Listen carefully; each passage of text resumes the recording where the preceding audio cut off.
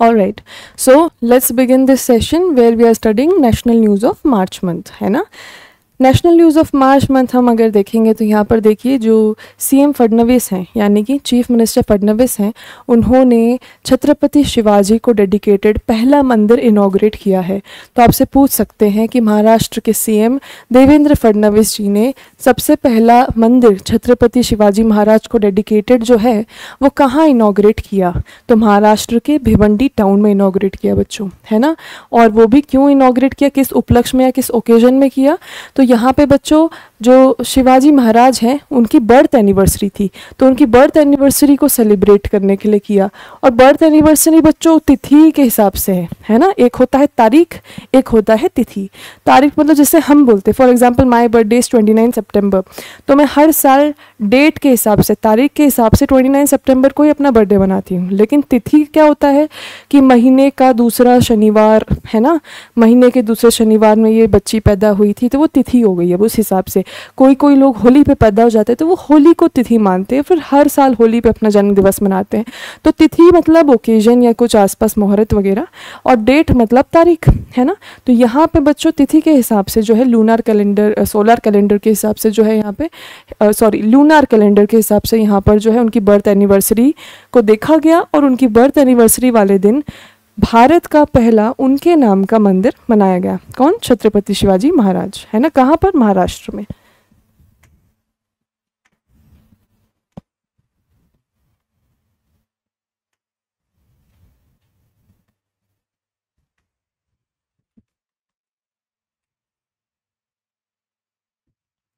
चलिए बच्चों लिख लीजिए।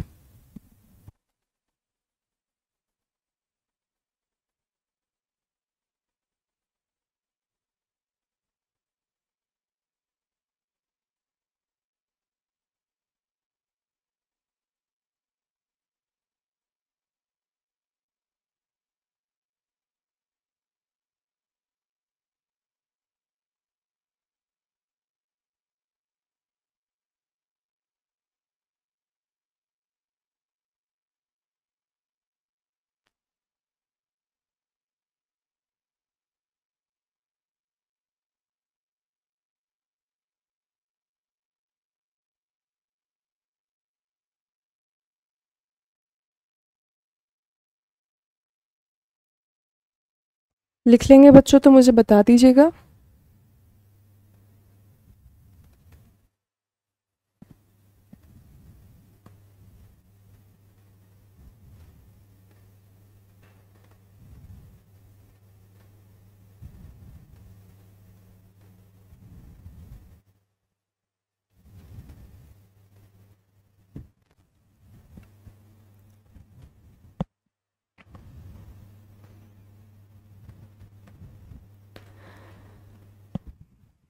चलिए बच्चों लिख लिया आप सभी ने? Done. Moving to the next news. Okay, अगली न्यूज़ है बच्चों कसम पट्टी की। ठीक है, ये अलगर मलाई रिजर्व फॉरेस्ट में है, दूंदीगल के पास में। इसमें दिंदीगल लिखा हुआ है, इट इज़ दूंदीगल, ठीक है, दूंदीगल डिस्ट्रिक्ट के पास में, है ना। तो इसे बच्चों अरितापत्ती मदुरई से जोड़ दिया गया है as second officially designated biodiversity heritage site. तो यहाँ पे आपसे पूछ सकते हैं भैया कि हाल ही में जो है तमिलनाडु का दूसरा आधिकारिक रूप से नामित जैव विविधता विरासत स्थल कहाँ बन गया है ना। यानी कि ऑफिशियली डेजिग्नेटेड तमिलनाडु का दूसरा बायोडाइवर्सिटी हेरिटेज साइट कौन सा बन गया है? तो वो कौन सा है बच्चों? कसमपट्टी, है ना। पहले जो है तमिलनाडु का बायोडाइवर्सिटी हेरिटेज साइट था अरितापट्टी, है ना। अब ये अरितापट्टी के साथ साथ दूसरा बायोडाइवर्सिटी हेरिटेज साइट कसमपट्टी भी जुड़ चुका है। तमिलनाडु के दोनों बायोडाइवर्सिटी हेरिटेज साइट हैं।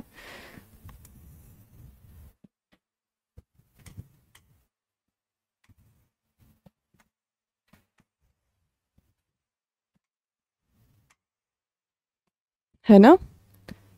चलिए,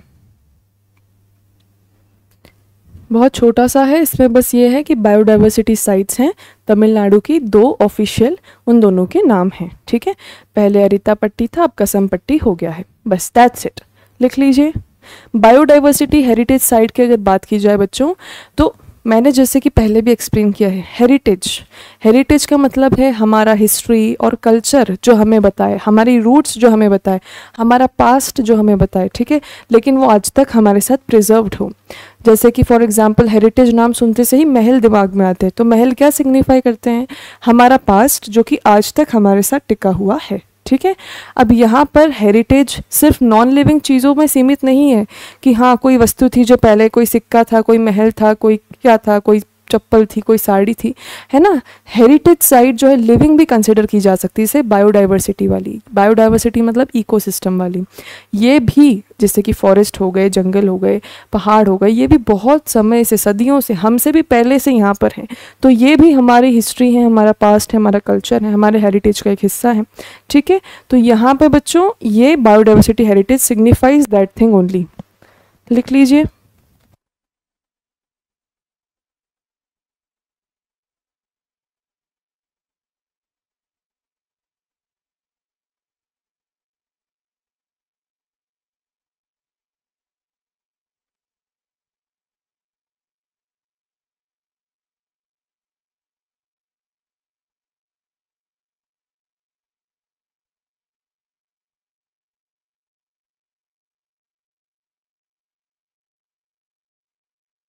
लिख लेंगे बच्चों तो मुझे बता दीजिएगा।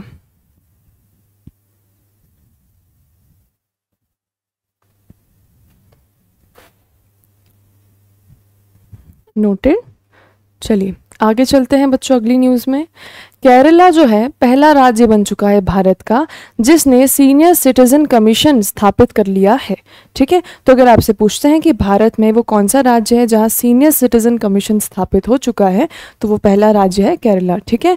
तो जिस कमीशन मतलब जिस बिल के तहत वो स्थापित हुआ है उसका नाम है Kerala state senior citizen commission bill 2025, ठीक है। तो सीनियर सिटीजन्स का भी अब एक कमीशन रहेगा जिसके मेंबर्स भी सीनियर सिटीजन्स ही रहेंगे मेजरली, और सीनियर सिटीजन्स भी देखो मेंबर ऑफ सोसाइटी तो हैं, भले ही वो एजेड हो गए, इसका मतलब ये तो नहीं है कि उनका कोई रिप्रेजेंटेशन नहीं होना चाहिए या उनका कोई से या एडवाइस नहीं होना चाहिए।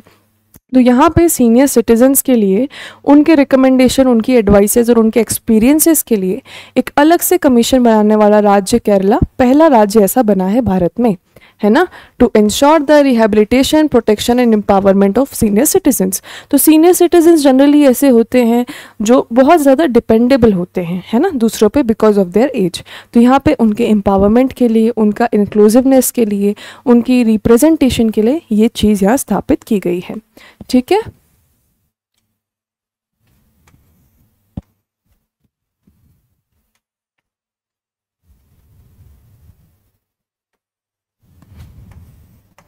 चलिए बच्चों लिख लीजिए।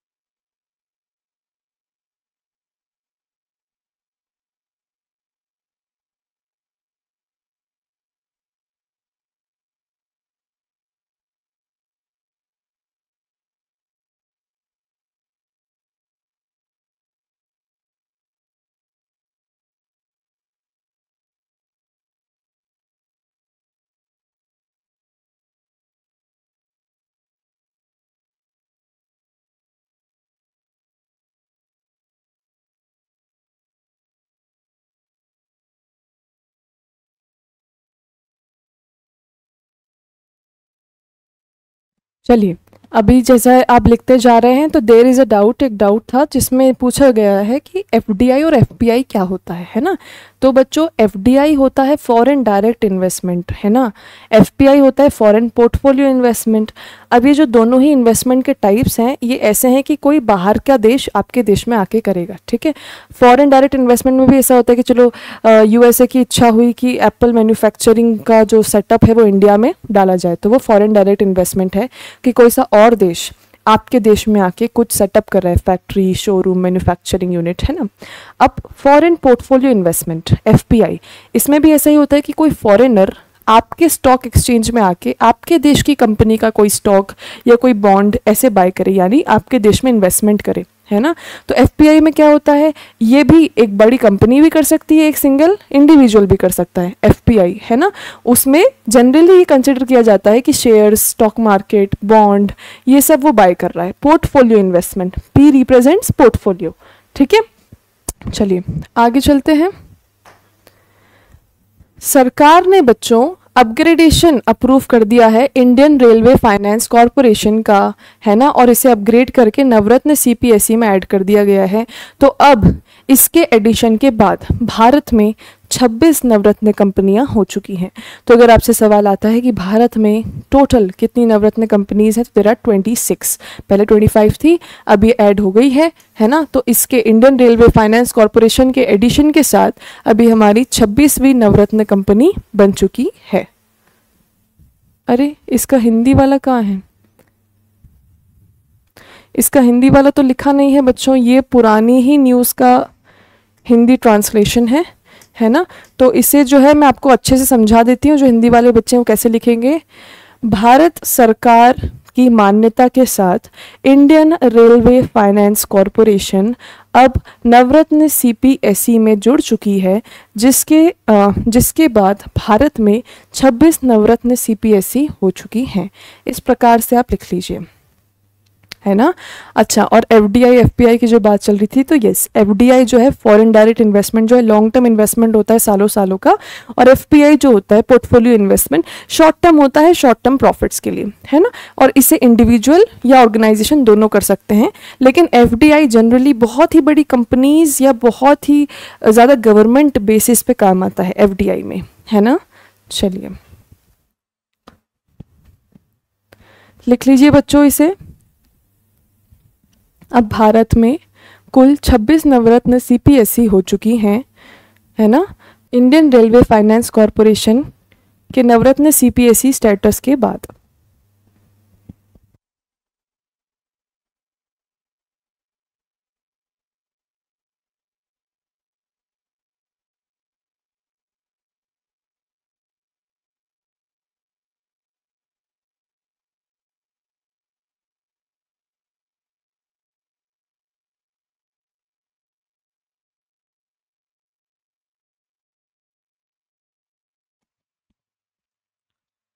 चलिए, once you have written let me no.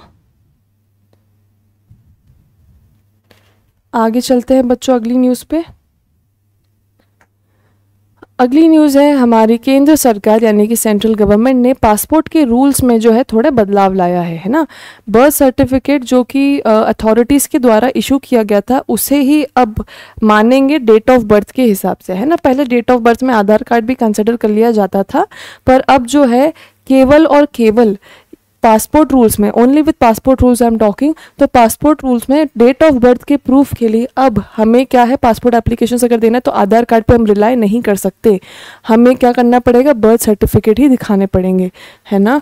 तो पहले क्या होता था, पहले केवल आधार कार्ड से भी काम चल जाता था अगर पासपोर्ट के लिए आपको वेरिफिकेशन दिखाना है अपनी डेट ऑफ बर्थ या कहीं और भी, लेकिन पासपोर्ट में स्पेशली हम सिर्फ पासपोर्ट की बात कर रहे हैं।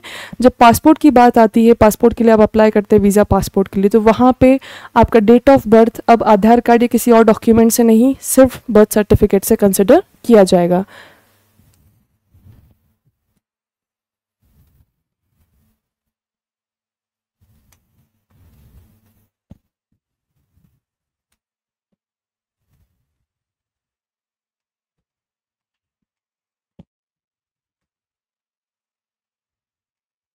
है ना, लेकिन ये बच्चों सबके लिए नहीं है। This is not applicable to all. Why? क्योंकि अभी वाली जनरेशन जो है उनके माँ बाप उनका बर्थ सर्टिफिकेट संभाल के रखते हैं, लेकिन हमारी या हमसे पहले की जनरेशन के बहुत सारे ऐसे लोग हैं जिनके माता पिता ने या तो बर्थ सर्टिफिकेट नहीं बनवाया तो संभाल के नहीं रखा, तो उनके लिए ये थोड़ी दिक्कत वाली बात हो जाएगी।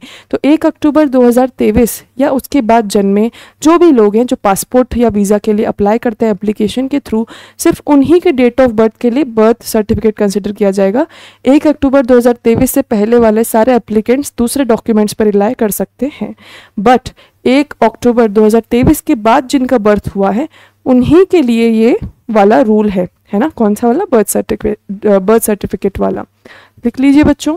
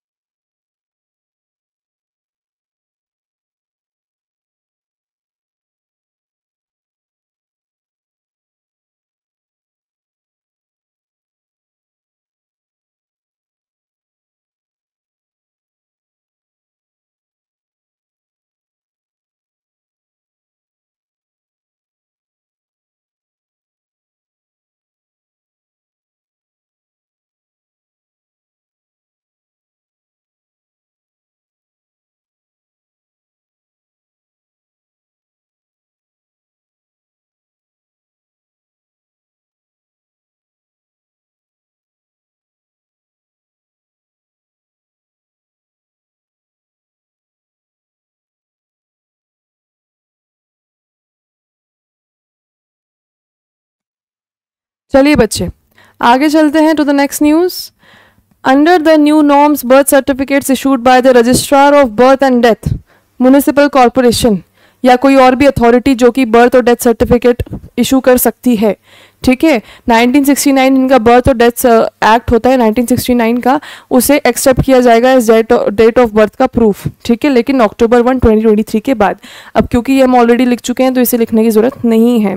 तो यहाँ पे डेट ऑफ बर्थ के लिए I am explaining it once again. पहले आधार कार्ड का इस्तेमाल होता था, लेकिन अब बर्थ सर्टिफिकेट जो कि इशू किए जाते हैं बर्थ एंड डेथ्स एक्ट 1969 के अंडर रिस्पॉन्सिबल अथॉरिटीज़ के द्वारा, उसे ही कंसिडर किया जाएगा, लेकिन सिर्फ उस केसेस में जिसमें एप्लीकेंट की डेट ऑफ बर्थ 1 अक्टूबर 2023 या उससे आगे की डेट्स हैं। अगर आप 1 अक्टूबर 2023 के पहले जन्मे हैं तो आपको बर्थ सर्टिफिकेट कंपलसरी नहीं है as the proof of date of birth, ठीक है, तो इसे लिखने की जरूरत नहीं है। आगे चलते हैं। Ministry of mines classifies barites, feldspar, mica and quartz as major minerals. यहाँ पे कहा जा रहा है कि हमारी मिनिस्ट्री ऑफ माइंस जो हैं उन्होंने बेराइट्स, फेल्सपार, माइका और क्वार्ट्ज को मेजर मिनरल्स के रूप में क्लासिफाई कर दिया है, ठीक है। यही इंपॉर्टेंट है और ये इसीलिए किया गया है क्योंकि हमारा जो नेशनल क्रिटिकल मिनरल मिशन है जो कि 29 जनवरी 2025 को लागू हुआ था, तो उसने एक मेन टारगेट लिया था कि भैया हम जो माइनिंग करेंगे अलग अलग मिनरल्स की, तो उन्हें माइन करते हुए उन्हें एक्सप्लोर भी करेंगे और उनको अलग अलग कैटेगराइजेशन में भी डालेंगे, जिससे जो है वो वर्ल्ड और इंडिया लेवल पर थोड़े बहुत मतलब शोकेस हो सके। क्योंकि ये जो मिनरल्स होते हैं ये केवल इसलिए नहीं होते कि हाँ आपके देश में मिनरल है बहुत अच्छी बात है, इसलिए नहीं होते। उन मिनरल्स और रिसोर्सेज का बहुत ज़्यादा इस्तेमाल होता है। बहुत सारे तो ऐसे मिनरल्स होते हैं जो कि बहुत रेयर होते हैं, ठीक है, और अगर किसी देश के पास वो रेयर मिनरल्स हैं then that country is lucky as well as a little powerful, है ना। तो यहाँ पे हमारी जो गवर्नमेंट है मिनिस्ट्री ऑफ माइंस, उसने बेराइट्स, फेल्सपार, माइका और क्वार्ट्ज को माइनर से मेजर मिनरल्स में क्लासिफाई कर दिया है बच्चों। और रीज़न ये है कि हम national critical mineral mission approve करवा चुके हैं 29 जनवरी 2025 को, और ये मिशन का मेन एम है कि जितने ज़्यादा से ज़्यादा मिनरल्स हम माइन कर सकते हैं या एक्सप्लोर कर सकते हैं वाइल बीइंग सस्टेनेबल, है ना। सस्टेनेबल होना ज़रूरी है, यानी कि एक्सप्लोरेशन या माइनिंग इस प्रकार से ना हो कि पर्यावरण को नुकसान हो, है ना, आसपास इन्वायरमेंट को नुकसान हो, ऐसा माइनिंग नहीं करना है। बहुत सारे माइनिंग है जो कि इन्वायरमेंट को नुकसान करते हैं, बहुत प्रदूषण करते हैं, उनके वर्कर्स की मृत्यु हो जाती है, for example red hole mining. तो ये सब इलीगल माइनिंग ना करके लीगल माइनिंग करना जिसमें पर्यावरण भी सुरक्षित है और मिनरल्स भी एक्सट्रैक्ट हो रहे हैं, है ना। So that is the thing.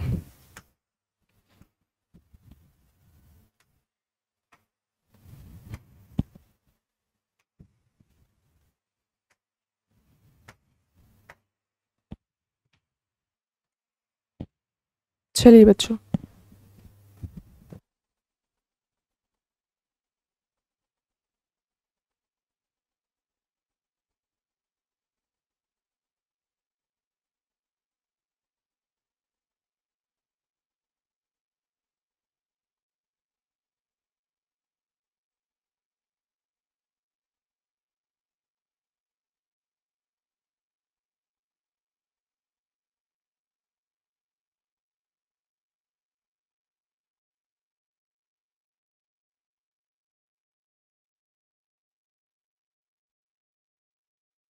एक बार लिख लेंगे बच्चों तो मुझे बता दीजिएगा।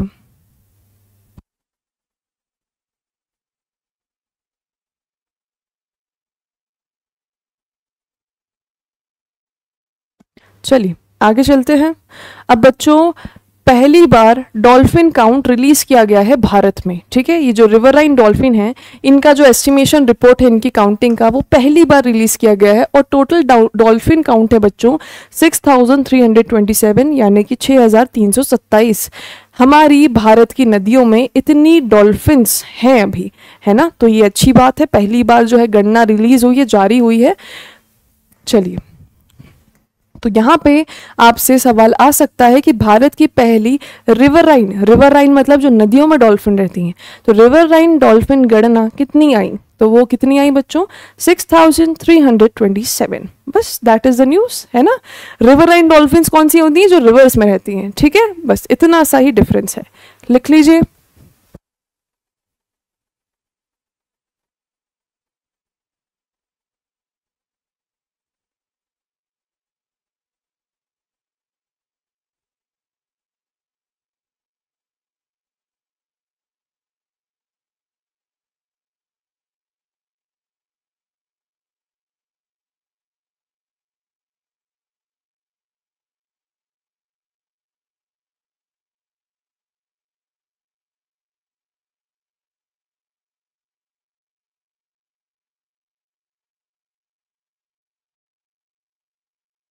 चलिए मूविंग अहेड। यहाँ पे देखिए बच्चों, हम सबसे ज़्यादा डॉल्फिन जिन राज्यों में मिलती है उनकी अगर बात करें तो सबसे पहले नंबर पे आता है उत्तर प्रदेश। उत्तर प्रदेश में सबसे ज़्यादा डॉल्फिन है, दूसरे नंबर पे बिहार में, तीसरा वेस्ट बंगाल, चौथा आसाम, है ना। ये इसीलिए ताकि इन राज्यों को बताया जा सके कि आपके राज्य में सबसे ज़्यादा डॉल्फिन हैं, तो आपको कंजर्वेशन में और ज़्यादा ध्यान देना है ताकि आपके डॉल्फिन्स जो हैं वो प्रोटेक्टेड और कंजर्व्ड रहें और इनकी मात्रा यानी कि गणना कम ना हो, है ना। तो यहाँ पे एक बहुत मेजर स्टेप है जिसे हम ट्रैक कर सकते हैं, प्रोटेक्ट कर सकते हैं, कंजर्व करते हैं इन रिवर राइन डॉल्फिन्स को। इनमें स्पेशली जो यूपी वगैरह में जो डॉल्फिन्स है वो तो स्पेशली जो पाई जाती है वो गैंगटिक डॉल्फिन है, जो यूपी का भी स्टेट एक्वाटिक एनिमल है और इंडिया का भी स्टेट एक्वाटिक एनिमल है। ये सवाल भी आ सकता है आपसे कि इंडिया या यूपी का स्टेट एक्वाटिक एनिमल कौन सा है, तो गैंगटिक डॉल्फिन, ठीक है, जो गंगा नदी में पाई जाती है। लिख लीजिए बच्चों।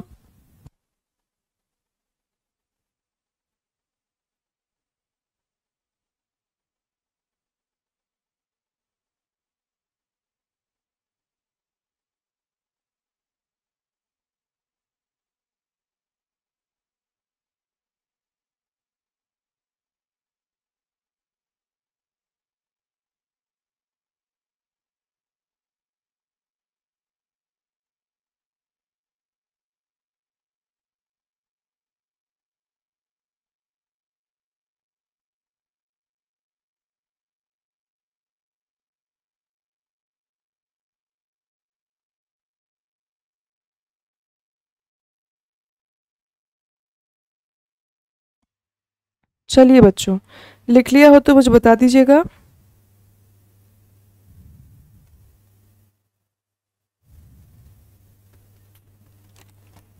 चलिए आगे चलते हैं। यहाँ पे बच्चों union home minister Amit Shah जो हैं उन्होंने आसाम के देरा गांव में एक पुलिस एकेडमी चालू करी है जिसका नाम है लचित बरफुकन पुलिस एकेडमी, ठीक है। तो आपसे पूछ सकते हैं कि लचित बरफुकन पुलिस एकेडमी जो हाल ही में इनॉग्रेट हुई है वो कहाँ हुई है, तो देरेगांव आसाम, ठीक है। अब सवाल दूसरा ये आ सकता है कि भैया लचित बरफुकान है कौन जिनके नाम पे पुलिस एकेडमी शुरू हो रही है, तो बच्चों लचित बरफुकान एक बहुत ही लेजेंडरी लीडर है ना आसाम के, जो अहोम आर्मी को लीड किए हुए थे। इन्होंने अहोम आर्मी पूरी की पूरी असेंबल करी, उन्हें लीड किया, उन्हें ट्रेन किया और बहुत सारे लड़ाइयाँ रिवॉल्यूशंस उन्होंने किए, स्पेशली मुगल्स के अगेंस्ट भी बहुत लड़ाइयाँ इन्होंने जीती है। तो ये एक बहुत ही लेजेंडरी हीरो बोल सकते हो आप आसाम की हिस्ट्री के, और इसीलिए इनकी ब्रेवरी को जो है पूरा आसाम बहुत ज़्यादा मानता है ना। तो इनकी ब्रेवरी को पूरी दुनिया के सामने लाने के लिए, ताकि इन्हें सिर्फ आसाम नहीं पूरा इंडिया रिकॉग्नाइज करे, इसीलिए इनके नाम पर एक पुलिस एकेडमी शुरू की गई है, ठीक है। तो ये जो है बच्चों इनकी स्टोरी एक बार आसाम वाले लोग ही जानते थे, बट इनकी पूरी स्टोरी ट्रांसलेट हुई है 23 भाषाओं में और पूरे भारत में अलग अलग लाइब्रेरीज में इनकी स्टोरी और कहानी पता है, ताकि लोग इन्हें जाने, है ना।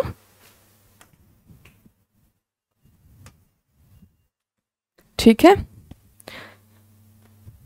लिख लीजिए बच्चों, ये हमारी आखिरी न्यूज़ है ना।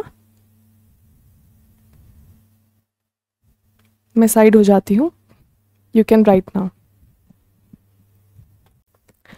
Okay, so focus on the screen. हमारी नेशनल न्यूज़ में सबसे पहले हम बात कर रहे हैं बच्चों न्यूज़ एक्स वर्ल्ड की। तो न्यूज़ एक्स वर्ल्ड की नेक्स्ट कॉन्क्लेव में जो है वो लॉन्चिंग हुई, ठीक है। तो ये जो नेक्स्ट कॉन्क्लेव हुआ था बच्चों कहाँ हुआ था, भारत मंडपम न्यू दिल्ली में। प्रधानमंत्री नरेंद्र मोदी जी ने इसे अटेंड किया था। उन्होंने सभी को बधाइयाँ दी क्योंकि न्यूज़ एक्स वर्ल्ड का लॉन्च हुआ था, launch of news x world. और ये जो नेटवर्क है ये बहुत सारी भाषाओं में ब्रॉडकास्ट करेगा न्यूज़, है ना। और साथ ही ये ग्लोबली भी फेमस हो रहा है, यानी कि विश्व में अलग अलग देशों में भी ये ब्रॉडकास्ट किया जाएगा, ठीक है।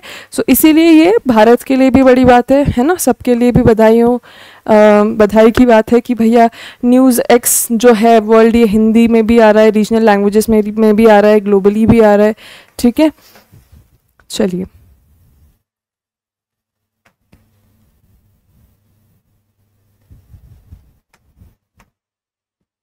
लिख लीजिए बच्चों जल्दी से।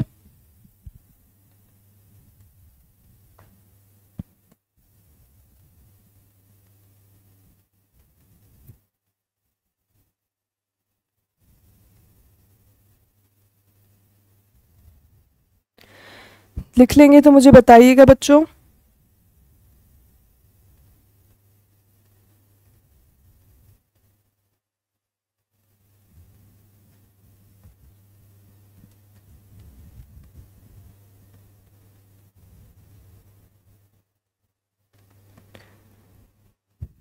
जैसे ही लिख लेंगे मुझे बता दीजिएगा, है ना। Prime minister Narendra Modi next conclave attend किया है उन्होंने न्यूज़ एक्स वर्ल्ड के लॉन्च में। ये नेटवर्क हिंदी, इंग्लिश और रीजनल भाषाओं में न्यूज़ ब्रॉडकास्ट करेगा और ये ग्लोबली भी जाएगा, ठीक है। डन। चलिए आगे चलते हैं बच्चों नेक्स्ट पे। अब यहाँ पे देखिए प्रधानमंत्री नरेंद्र मोदी जी ने वन तारा इनॉग्रेट किया। अभी बच्चों वन तारा क्या है? वन तारा एक अपने ही आप मतलब वन ऑफ इट्स काइंड है, एक अपने ही प्रकार का बहुत बड़ा बायो कंजर्वेशन साइट है, स्पेशली उन जानवरों के लिए जो कि अभी थोड़े से वल्नरेबल सूची में है भारत में, है ना। जिसमें आप एलिफेंट ले लो, है ना, बड़े बड़े बिग कैट्स ले लो। तो यहाँ पे वन तारा जो है एक ऐसी फैसिलिटी है जो कि बनाई गई है स्पेशली कंजर्वेशन और जानवरों के हैबिटेट में उन्हें रखने के लिए, है ना। तो यहाँ पे देखो इसकी लोकेशन क्या है, जामनगर गुजरात। इनिशिएटिव क्या था बच्चों, क्यों इसे बनाया गया? वाइल्ड लाइफ कंजर्वेशन के लिए। इसे लीड किसने किया है बच्चों? अनंत अंबानी ने, ये तो सभी जानते हैं, है ना, बहुत सारे वीडियोस भी वायरल हुए थे। वन तारा क्या है बच्चों? A safe haven for rescued animal, है ना। जो भी रेस्क्यूड एनिमल्स होते हैं स्पेशली उन ब्रीड्स की बात हो रही है जो कि रेयर है, वल्नरेबल है या जिनकी संख्या कम है। तो ऐसे टाइप के जो जानवर बड़े बड़े जिन्हें रेस्क्यू किया जाता है उनके लिए एक सेफ हैबिटेट है, एक ऐसी जगह है जहाँ वो अपने नेचुरल सराउंडिंग में रह सकते हैं और ये किसी और के लिए ऐसे ओपन भी नहीं है, है ना। तो यहाँ पे what is Vantara? Safe haven for rescued animals, ठीक है।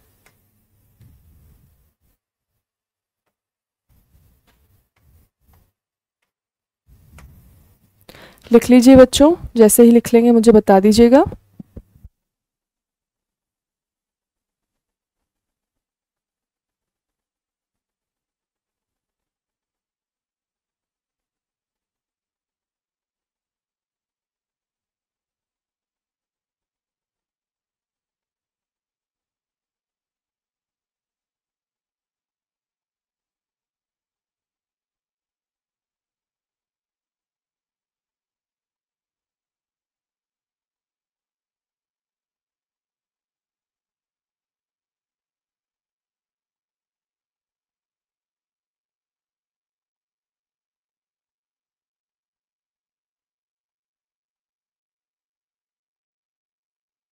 डन।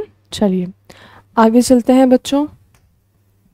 न्यूक्लियर एनर्जी की ये न्यूज़ है बच्चों। इंडियाज़ नेट ज़ीरो गोल, तो हमारा नेट ज़ीरो कार्बन एमिशन का गोल है। एक चीज़ ध्यान रखिएगा हमेशा कि न्यूक्लियर एनर्जी में कार्बन एमिशन नहीं होते हैं। न्यूक्लियर एनर्जी दो प्रकार से मिलती है, या तो फ्यूजन से यानी कि दो अलग अलग एलिमेंट्स के मिलने से, या फिजन से एक एलिमेंट के ब्रेक होने से, ठीक है। तो या तो फ्यूजन से न्यूक्लियर एनर्जी मिलती है या फिजन से, और दोनों में ही कार्बन एमिशन नहीं होता है। अब भारत का ऐसा गोल है यूनाइटेड नेशन सस्टेनेबल गोल्स के अंडर कि हम कार्बन एमिशन को ज़ीरो ले जाएं, ताकि ग्लोबल वार्मिंग में भारत की तरफ से कोई भी कंट्रीब्यूशन नहीं हो। जब कार्बन एमिशन नहीं होगा, ग्रीन हाउस गैसेस नहीं निकलेंगी, तो स्वाभाविक सी बात है कि ग्लोबल वार्मिंग कम होगी या थोड़ा रुक जाएगी, ठीक है। तो इसमें भारत का एक बहुत समय से टारगेट है। कौन सा टारगेट है बच्चों? नेट ज़ीरो एमिशन का, है ना। उसमें हम जो है सोलार पैनल्स इसीलिए लगा रहे हैं इतना बढ़ चढ़ के, रिन्यूएबल एनर्जी के टारगेट इसीलिए रख रहे हैं 500 गीगावाट जो हमने रखा इतना बढ़ चढ़ के, वो इसीलिए है ताकि हमारा फॉसिल फ्यूल्स पे जो डिपेंडेंस है वो कम हो जाए, जिससे कि कार्बन एमिशन कम से कम निकले, है ना। तो अब जो है इसमें रिन्यूएबल एनर्जी में एक और एड ऑन हो रहा है न्यूक्लियर एनर्जी। न्यूक्लियर एनर्जी भी इस प्रकार की एनर्जी है जो कि बिल्कुल भी कार्बन एमिशन नहीं करती। तो यहाँ पे जो डॉक्टर जितेंद्र सिंह हैं उन्होंने कहा था कि न्यूक्लियर एनर्जी ज़रूरी है हमारे लिए अगर भारत को नेट ज़ीरो कार्बन एमिशन का गोल हासिल करना है 2070 तक, ठीक है। इसी के साथ जो यूनियन बजट है 2024-25 का, उसमें हम न्यूक्लियर एनर्जी के एक्सपांशन के लिए भी हमने कुछ डेडिकेटेड फंड्स रखे हुए हैं। हम चाहते हैं कि 100 गीगावाट न्यूक्लियर पावर तो हमें न्यूक्लियर एनर्जी से ही मिल जाए 2047 तक। मतलब एनर्जी का हिस्सा जो हम टारगेट चाहते हैं उसमें 100 गीगावाट तो हमें न्यूक्लियर एनर्जी से ही मिल जाए, ये हमारा टारगेट है। ठीक है। और इसी के साथ न्यूक्लियर एनर्जी अपने ही प्रकार की क्लीन एनर्जी है जिसमें कोई भी हार्मफुल एमिशन जो कि ग्लोबल वार्मिंग करते हैं वो नहीं है। ये अलग बात है कि न्यूक्लियर एनर्जी को अच्छे से हैंडल ना किया जाए तो बहुत ज़्यादा लार्ज स्केल डिस्ट्रक्शन कर देती है, जैसे चेरनोबिल में हुआ था। बट वो ग्लोबल वार्मिंग, अगर हम ग्लोबल वार्मिंग पर्सपेक्टिव से बात कर रहे हैं, कार्बन एमिशन के पर्सपेक्टिव से बात कर रहे हैं, तो ये बिल्कुल भी नहीं होता है ना। यहाँ पे प्राइवेट सेक्टर को भी अर्ज किया गया है कि आप भी न्यूक्लियर एनर्जी एक्सपांशन में पार्टिसिपेट कर सकते हैं। तो ये आपको लिखने की ज़रूरत नहीं है, भले ही आप इसको छोड़ सकते हैं।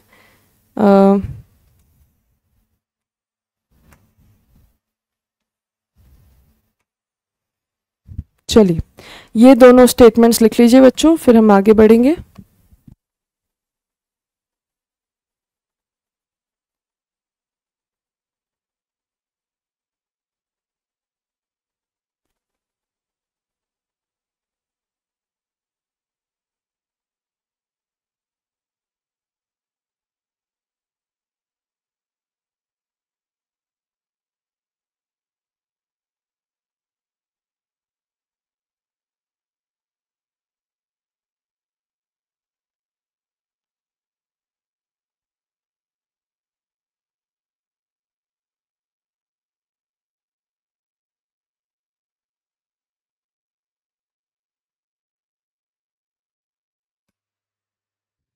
चलिए बच्चों, अब रिगार्डिंग अभी जैसे नोटिफिकेशंस आउट हो रहे हैं, है ना, यूपीएससी के द्वारा इंडियन आर्मी ज्वाइन करने वाले, तो उसमें जो ओटीआर का क्योरी रहता है वो बहुत ज़्यादा आ रहा है।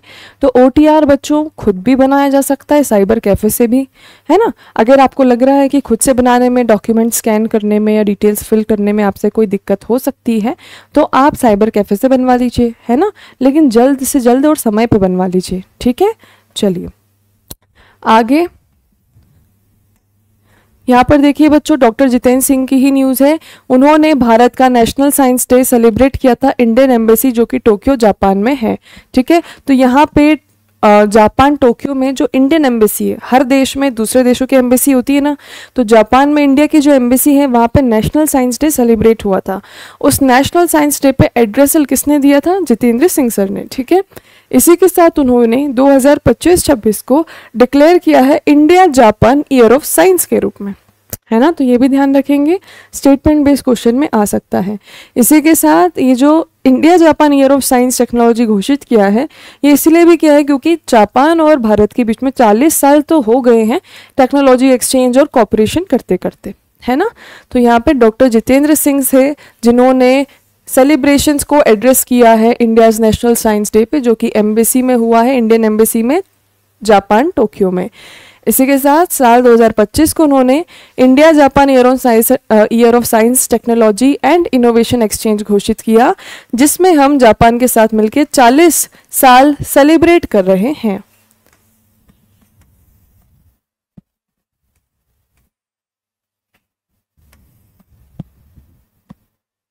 चलिए लिख लीजिए बच्चों, जैसे ही लिखेंगे वैसे ही मुझे बता दीजिएगा। असेंशियल का मतलब होता है महत्वपूर्ण, important. The word essential means important.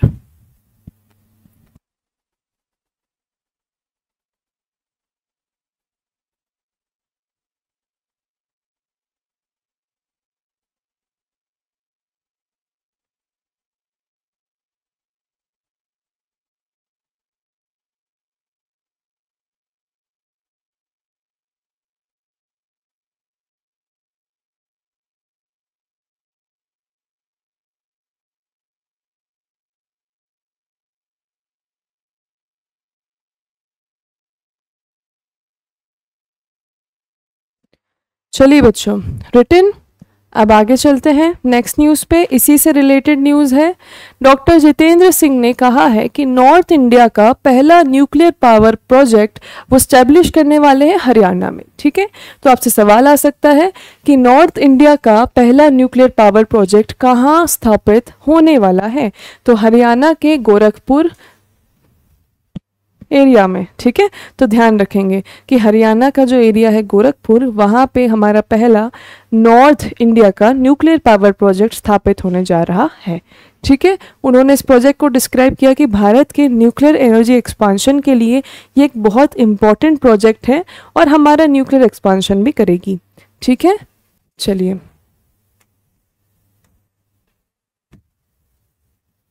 बस इतना सा ही लिखना है, इसमें छोटा सा ही है, जल्दी से हो जाएगा, लिख लीजिए इसे।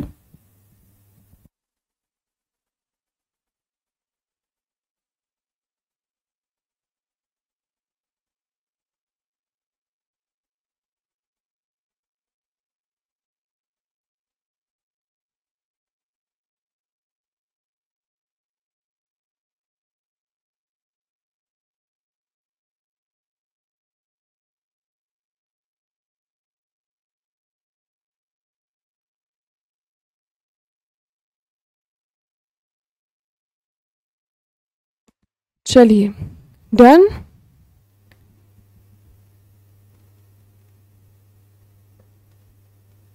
आगे चलते हैं बच्चों। तो जैसे कि देखा जा रहा है कि मेजर हमारे न्यूक्लियर पावर प्रोजेक्ट्स जो हैं वो सदर्न इंडिया में कॉन्सेंट्रेटेड थे, है ना, because of different reasons. South India में उन्हें ऐसी आइसोलेटेड जगह ज़्यादा मिली जो कि मौसम के अनुसार हित में रही। ठीक है, न्यूक्लियर पावर प्रोजेक्ट के। दूसरा, वहाँ टेक्नोलॉजी डेवलपमेंट इजीली मिल गया होगा उन्हें, जो कि न्यूक्लियर पावर प्रोजेक्ट को स्थापित करने में लगती है ना। तो बहुत सारे मल्टीपल रीजंस होते हैं बच्चों। तीसरा होता है कि वहाँ पे जो रिसोर्स है उसका ईजी एक्सेसिबिलिटी होता होगा, पर इसका मतलब ये नहीं है कि बाकी देश में हम उसका एक्सपांशन ना करें। तो धीरे धीरे अब हम दूसरे देश के हिस्सों में भी न्यूक्लियर पावर प्रोजेक्ट का एक्सपांशन करने लगे हैं। ठीक है, चलिए अब यहाँ पे इन्होंने कहा है कि भारत का civil liability for nuclear damage जो है हमें सेफगार्ड्स देता है न्यूक्लियर फेलियर्स के अगेंस्ट। ठीक है, तो ये हमारा फ्रेमवर्क है, बस फ्रेमवर्क का नाम लिख लीजिए। कभी अगर आपसे स्टेटमेंट बेस में आया तो आपको ये नहीं लगना चाहिए कि ये पहले कभी पढ़ा नहीं है ना। तो ये जो है बच्चों, ये CLND जो है हमारा civil liability for nuclear damage, ये फ्रेमवर्क जो है बच्चों ये हमारे न्यूक्लियर जितने भी मिसहैप्स होते हैं या फेलियर्स होते हैं या कोई भी प्रॉब्लम्स हैं उसमें हमें सेफगार्ड करके रखता है ना। चलिए लिखिए बच्चों।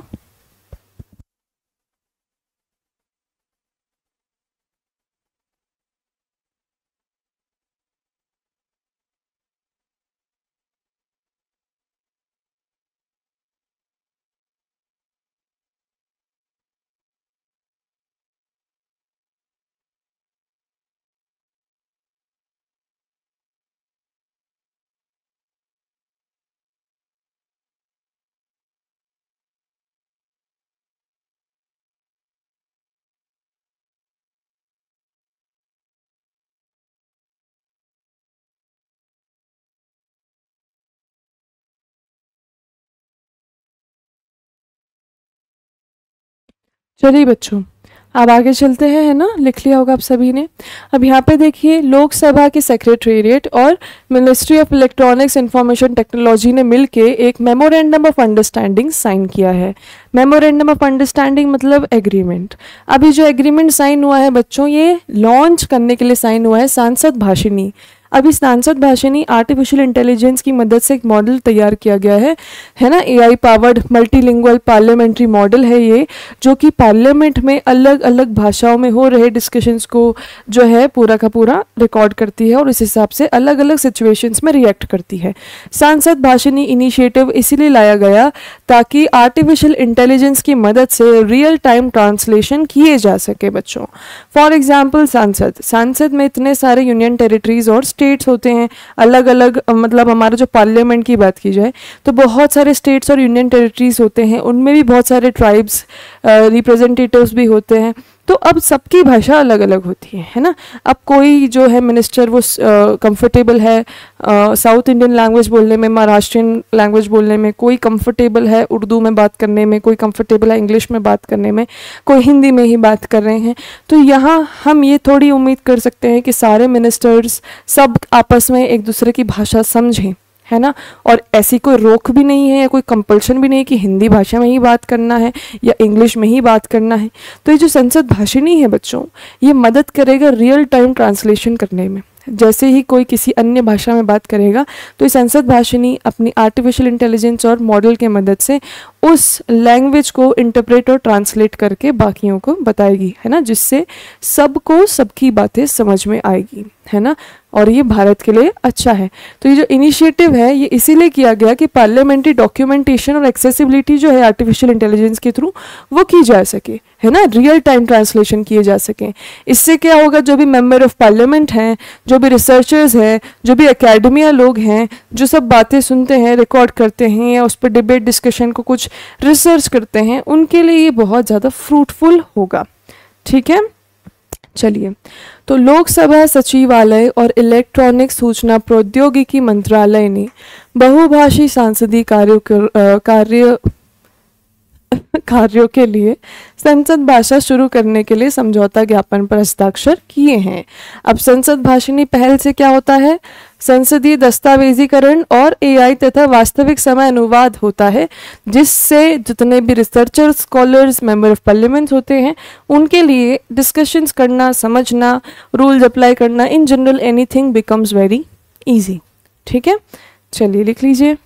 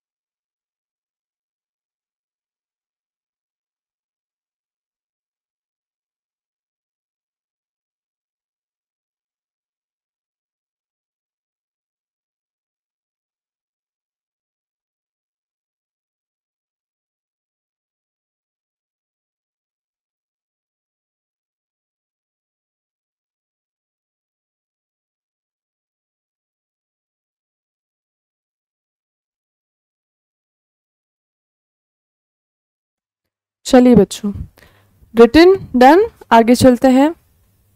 अब यहाँ पे देखिए बच्चों, स्वच्छ भारत मिशन का जो अर्बन पार्ट है उसमें इंदौर ने एक मेजर माइलस्टोन अचीव किया है, भारत का पहला ग्रीन वेस्ट प्रोसेसिंग प्लांट स्थापित करके।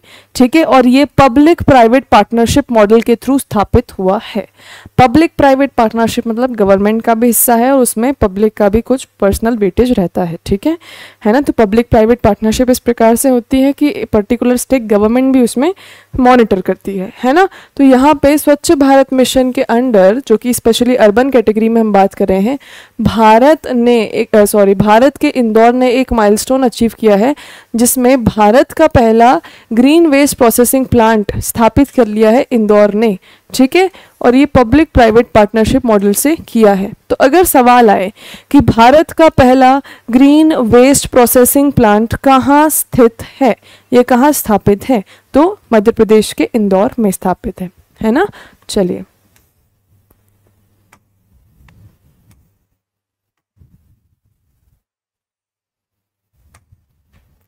ठीक है। तो भैया हिंदी में किस प्रकार से कहेंगे इसे, भारत के पहले हरित अपशिष्ट प्रसंस्करण संयंत्र का शुभारंभ हाल ही में कहाँ हुआ है। ठीक है,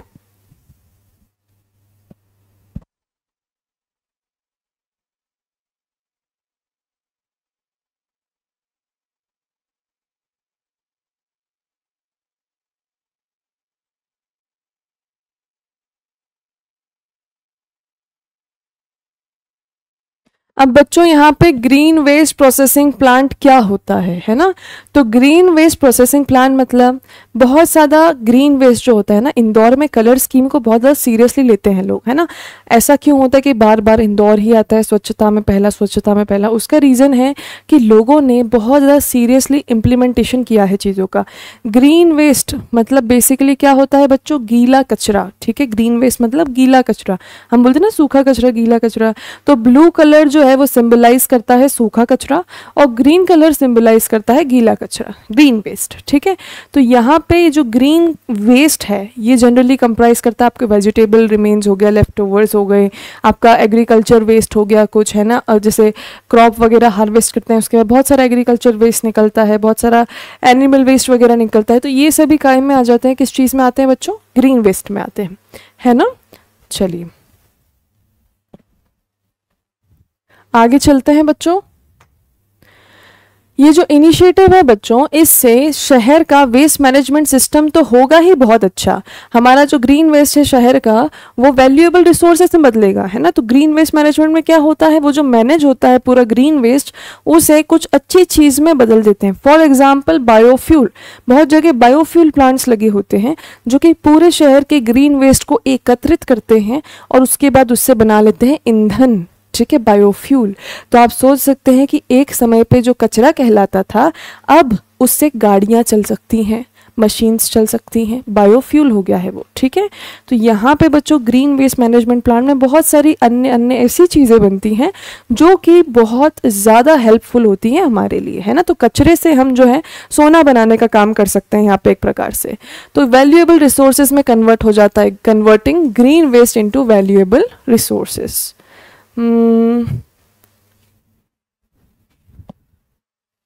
हरित अपशिष्ट को मूल्यवान संसाधनों में परिवर्तित करता है, ठीक है? Green waste.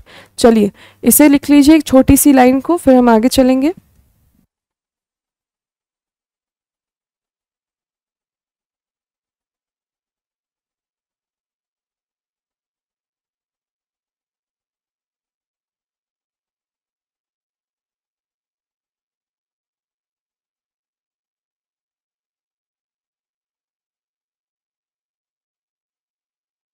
चलिए बच्चों आगे चलते हैं। यहाँ पे अगली न्यूज़ में ये जो पर्पल फेस्ट आपको दिख रहा होगा ये ऑर्गेनाइज किया गया है मिनिस्ट्री ऑफ सोशल जस्टिस और एम्पावरमेंट के द्वारा, ठीक है?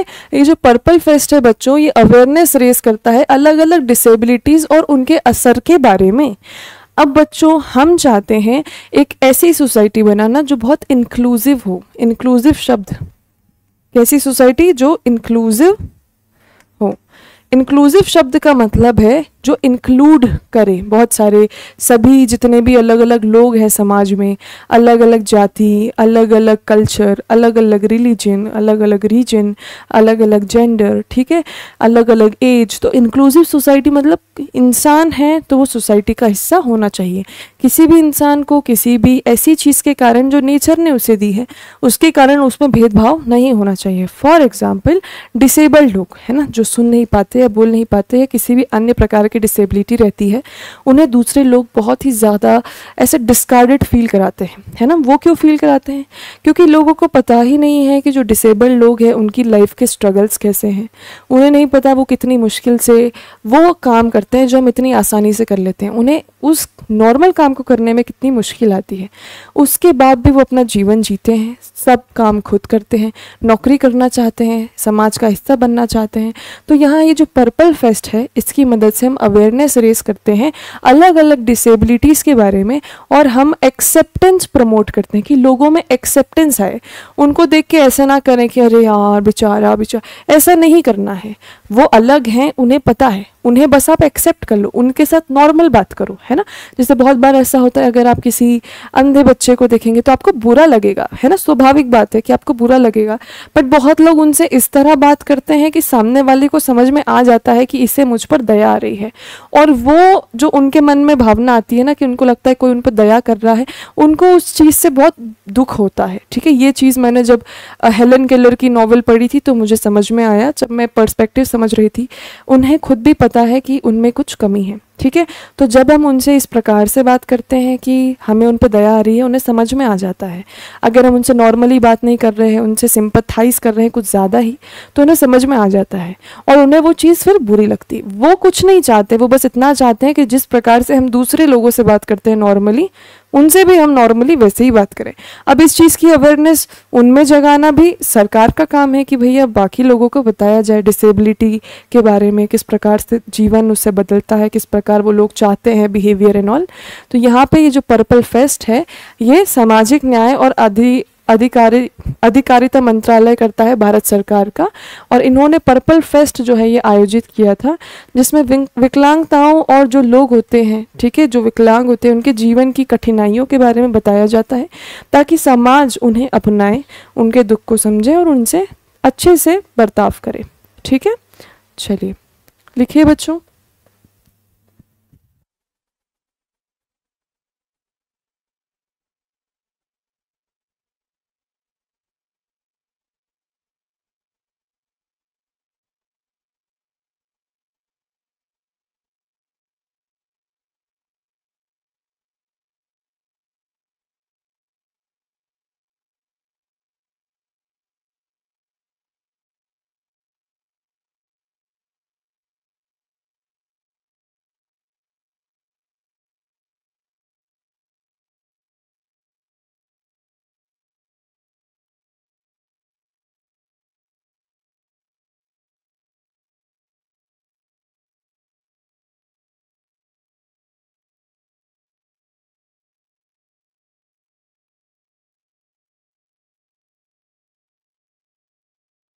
चलिए डन, आगे चलते हैं बच्चों।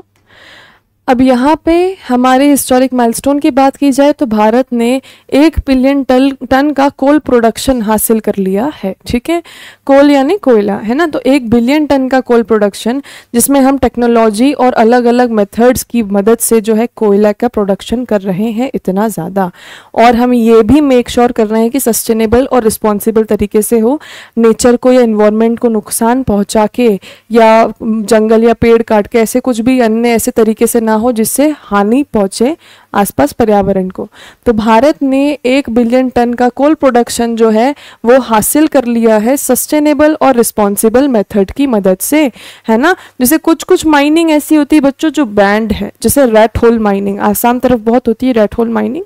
तो रेड होल मतलब होता है कि एक गड्ढा खोदते हैं बहुत पतला सा, इतना छोटा सा गड्ढा होता है वो जमीन में कि सिर्फ एक इंसान जा सकता है, और इंसान भी बैठ के नहीं जा सकता है या चल के नहीं जा सकता है, उसे उसमें ऐसे रेंगते हुए जाना पड़ेगा, मतलब एक सांप जैसे, एक चूहे जैसे ऐसे रेंगते हुए जाना पड़ेगा। और बहुत बार ऐसा होता है कि रेड होल माइनिंग में लोग अंदर फंस जाते हैं, और बहुत बार ऐसा होता है कि उनकी मृत्यु हो जाती है फंसे फंसे। अब रेड होल माइनिंग आपने ड्रिल किया है केव के अंदर, आपने ऐसे ड्रिल किया, बट हो सकता है नीचे ऐसे कहीं रास्ता जा रहा हो, आपको पता नहीं। कोई आदमी ऐसे ऐसे रेंगते रेंगते जा रहा है, लेकिन वो आगे की जगह ऐसे बेंड हो जाता है और वहीं फंसे रह जाता है, और उसे निकाल नहीं पाते क्योंकि वो ऐसे फंसा हुआ है, निकालेंगे तो उसकी हड्डी टूट जाएगी। तो ऐसे करके वो इंसान की फंसे फंसे ही बहुत बार मृत्यु हो जाती है, इसीलिए रेड होल माइनिंग बैंड है ना। तो माइनिंग के भी अलग अलग प्रकार हैं, जो कि कुछ लीगल है कुछ इलीगल। तो माइनिंग भी बच्चों ऐसे तरीके से माइनिंग भी होती है जिससे पर्यावरण को बहुत नुकसान होता है, और ऐसी माइनिंग भी होती है जिससे पर्यावरण ज़्यादा नुकसान नहीं झेलता, है ना। तो यहाँ पे बच्चों भारत ने कोयला उत्पादन जो है 1 अरब टन का आंकड़ा पार कर लिया है, और हम जो है कुशल तरीकों से उत्पाद इसका कर रहे हैं, टिकाऊ और जिम्मेदार खनन के साथ। ठीक है, इसी के साथ ये जो 1 बिलियन टन का कोल प्रोडक्शन है, पूरा 1 बिलियन टन तो हम इस्तेमाल करेंगे नहीं बच्चों, है ना। तो कोयला हम जो है बच्चों एक्सपोर्ट करते हैं दूसरे देशों को, जिससे हमारी इकोनॉमी बढ़ती है, हमारा एक्सपोर्ट रेवेन्यू बढ़ता है। लिख लीजिए। और ऑक्सीजन भी नहीं मिलती है ना, जैसे कि कहा गया अभी ऑक्सीजन का, तो ऑक्सीजन भी नहीं मिलती है, अंदर ऑक्सीजन की बहुत कमी होती है। तो ऑक्सीजन की कमी से उनको ब्लैकआउट हो जाता है, उनको कुछ नहीं दिखता, और बहुत सारे लोग ऑक्सीजन की कमी से भी अंदर ही अंदर दम घुट जाता है उनका, वहाँ उनकी मृत्यु हो जाती है ना। तो बहुत ही ज़्यादा नुकसान करने वाला माइनिंग प्रोसेस है रेड होल माइनिंग, जो कि बहुत ज़्यादा प्रिवलेंट है आसाम में, रेड होल माइनिंग।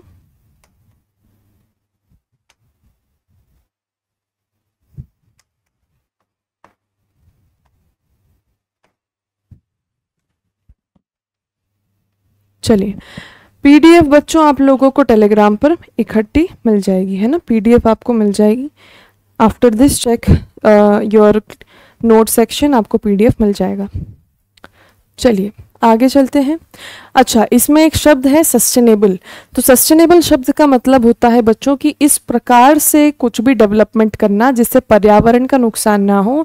जो रिसोर्सेज हैं हमारी, रिसोर्सेज मतलब जो काम की चीज़ें, वैल्यूएबल चीज़ें, जैसे कि फॉरेस्ट, जैसे कि जानवर, पेड़ पौधे, हमारा ये जो पूरा नेचर है, ठीक है, इसको नुकसान ना हो, ऐसा डेवलपमेंट करना। यानी कि ज़्यादा पेड़ नहीं काटना, ज़्यादा पशु पक्षियों को नुकसान नहीं पहुँचाना, है ना।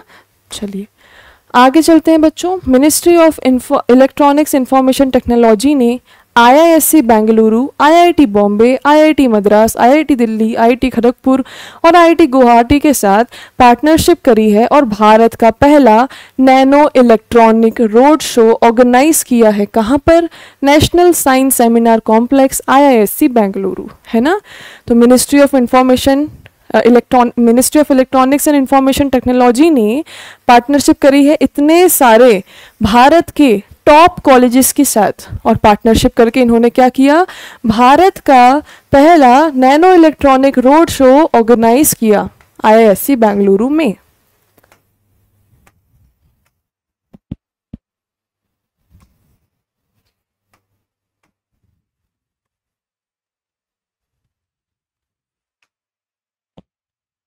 लिख लीजिए बच्चों।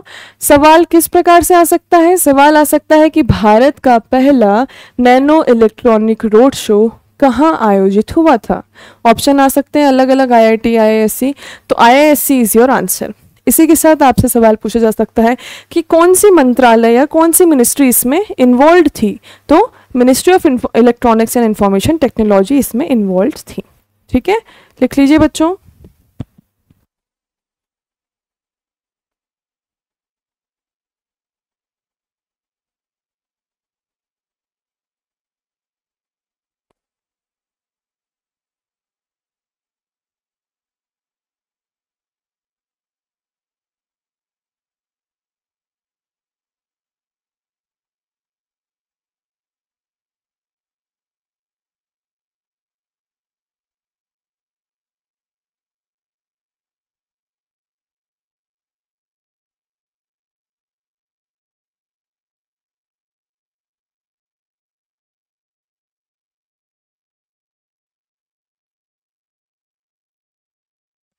डन है ना।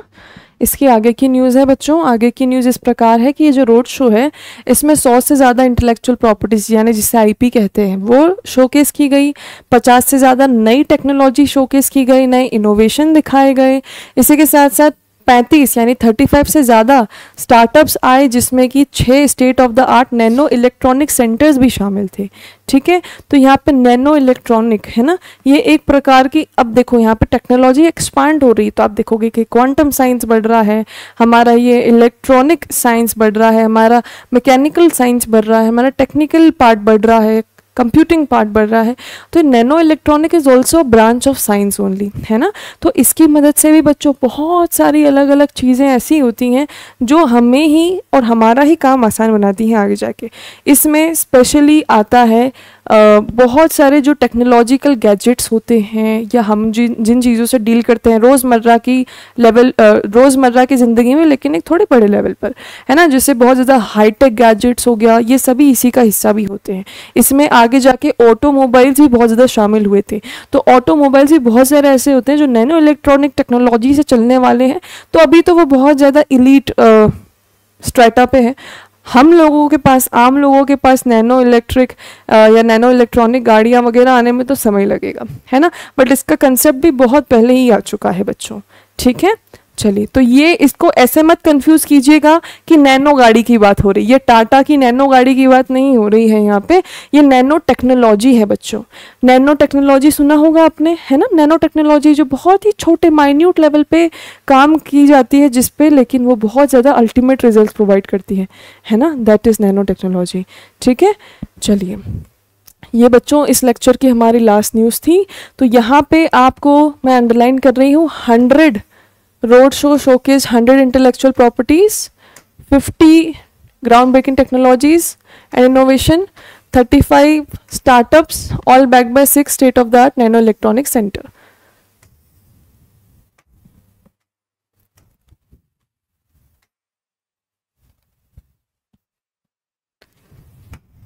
लिख लीजिए बच्चों, जैसे ही लिख लेंगे मुझे बता दीजिएगा।